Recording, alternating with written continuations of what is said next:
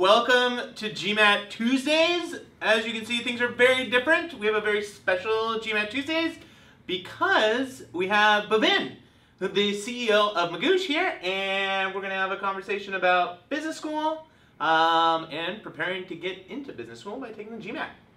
How you doing, Bhavin? Hello. I'm good. Awesome. So maybe just introduce yourself a little bit so people who know who you are. Yeah, I founded Magoosh when I was in business school at Berkeley, the MBA program, between 2008 and 2010 with a few classmates. And since then, the last 5 years, I've been building Magoosh and hopefully helping students everywhere across the world do better on their exams. Awesome. I really enjoy being here, so I'm glad that you founded it. Yeah. So what were you doing before business school? So I did my undergrad at Duke. I graduated in 2003, degrees in economics and computer science. Spent an internship programming, and this is before things like Ruby on Rails for those who know it, and so it was really hard to program. And so I decided I didn't want to be a programmer. So then I went into consulting for 5 years, technology consulting. So I got to work with people, which I really liked, but I also got to work with technology, which I really liked. So I worked at Deloitte in their Philadelphia office for 5 years, and it was a lot of travel, and it was a lot of fun. And the people were great. But ultimately, I decided I want to do something else in life, and that's why I went to business school. Okay. Was there anything in particular that inspired you to go to business school, or why the choice to get an MBA? Yeah, actually, I didn't know what I wanted to do, and my mom basically was like, you should take the GMAT. That's what a good son would do. And I said, okay. And really, she said, you should go to business school. And the first step was taking the GMAT. So I decided I would take the GMAT, but I had no aspirations of going to business school. Just like, I'm going to appease my mom, and I'm going to take this test. And then I took it. And then the next logical step was applying to schools. And I thought, well, I'll start researching. And I fell in love with Berkeley. I was like, oh, wow, I could change the course of my life if I go to Berkeley. And so I guess my mom's master plan worked.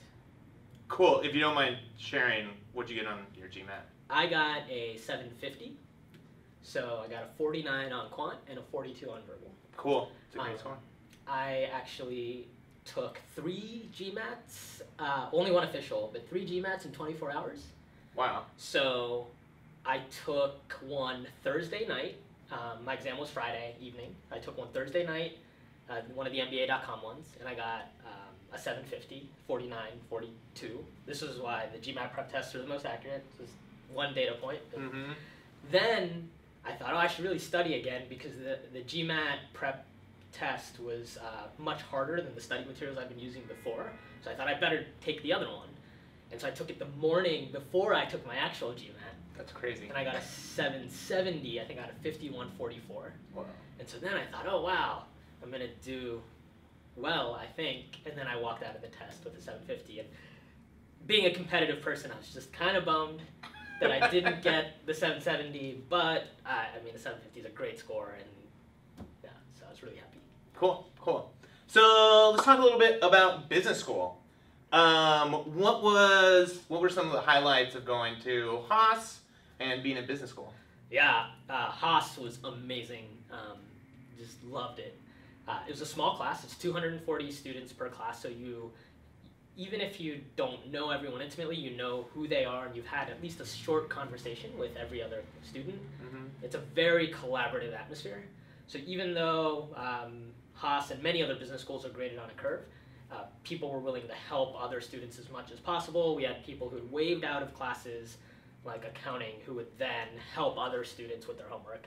And it was all about how to help others succeed, make introductions, help them get into new industries for people who say, like for me, for instance, I came from consulting and wanted to get into something else, but I would help others get into consulting and they would help me move into other things like entrepreneurship. So it was just an amazing time. And I got to meet some of the best friends of my life. And I got to start this company with a few of them, and that was great. That's awesome. What were some of like the big challenges or you didn't expect to encounter at business school? Yeah, the first one is there's so much going on in your first semester. So you have a fully loaded schedule of courses, and then you have about 20 clubs you can join. Wow. And you feel like you need to join every single one. And so I was part of the tech club and the wine club and the entrepreneurship club and the digital media club, and the list sort of went on. And everyone goes through this, and you suffer from a lot of FOMO, so fear of missing out. Mm-hmm. And so you just feel like you have to do everything, and so you don't sleep as much, and you just try to make it through. And it's really difficult to make it through that first semester and sort of keep your sanity, but it's worth it, and it's an amazing experience. And then you realize it's okay to say no to things, and it's okay to focus on the things you really want to do. Cool. And that starts happening in your second semester, first year. Okay, awesome.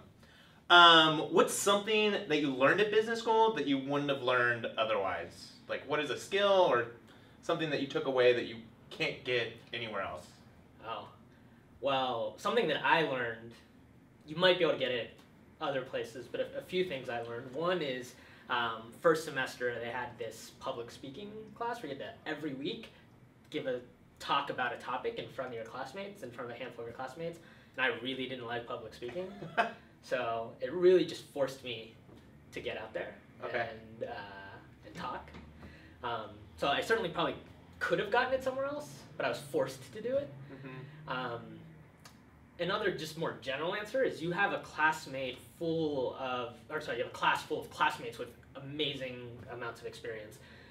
Ranging from, I mean, there's a few people with maybe just 2 or 3 years of work experience, but on average, I think it was 5 to 7 years. Wow. With some people who'd worked for 15 years, and you get to hear all these stories and anecdotes, and everything you learn, somebody has a story about how they've applied it or it's happened to them. Mm-hmm. And I think that was fantastic. I remember being an undergrad and feeling like, I don't know how I'm ever going to use any of this in the real world. And in business school, I highly recommend working for a few years first, because it's just such a rich experience when you have that work experience to draw on when you're in business school.